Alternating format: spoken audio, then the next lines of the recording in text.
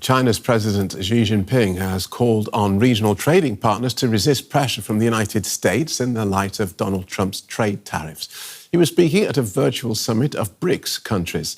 The BRICS group includes some of the world's biggest economies, China, India and Brazil. Many have been hit hard by US tariffs. Brazil's President Lula Inácio Lula da Silva, whose country now faces 50% duties on exports to the US, described the tariffs as blackmail and said they were being used to gain trade advantages.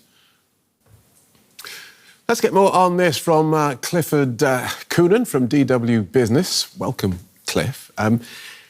What do these countries have in common beyond their anti-Western stance? Well, I think one thing they have in common right now is that they all have these hefty tariffs imposed on them by President Donald Trump. So that's one thing that forms the backdrop to this. Brazil in particular, in recent BRICS meetings, Brazil hasn't been quite as prominent.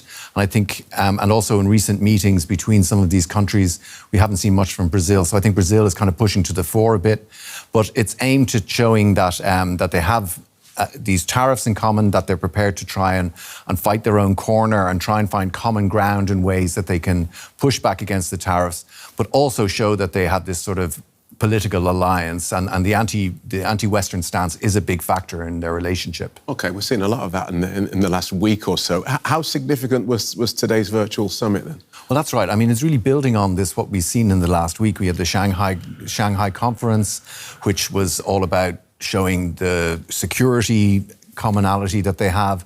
Then we had this massive parade in Beijing for the 80th anniversary of the ending of the Second World War, where Putin and Xi marched along side by side. They spoke about living forever. They really showed all their things that they had in common. It was incredible display. And so I think China is keen to keep that momentum going. And but in terms of actual significance, I mean, when you go through the speeches, I mean, there's a lot of stuff about anti-hegemony, you know, a lot of free trade and a lot of these sort of things that are all very well, but there's very little substance to them. Right. Still. It's still very much, there's a lot of what, but very little how. All right, there was a lot of that at the Shanghai conference as well, a lot of talk but less substance. Narendra Modi was at Shanghai last week, not at this virtual meeting. Why? Yeah, this is intriguing. It looks, some people reading in some of the Indian media today, they were saying that basically that Modi is, again, he's trying to play both sides, and that possibly things have softened in the Trump relationship.